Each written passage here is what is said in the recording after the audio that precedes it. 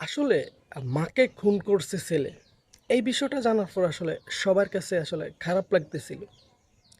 কিন্তু পরবর্তীতে আসলে ৩ দিন পরে আসলে ঘটনাটা জানা যায় যে আসলে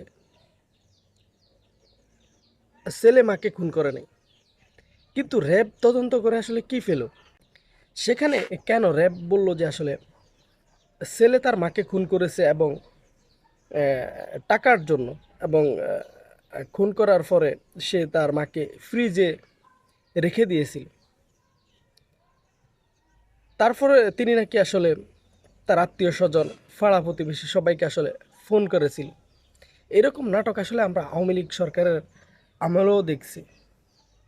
ওই সময়ও দেখছি যে আসলে র‍্যাব এইরকম মিথ্যা মামলা সাজিয়ে তারপরে সাজা দিচ্ছে। সেখানে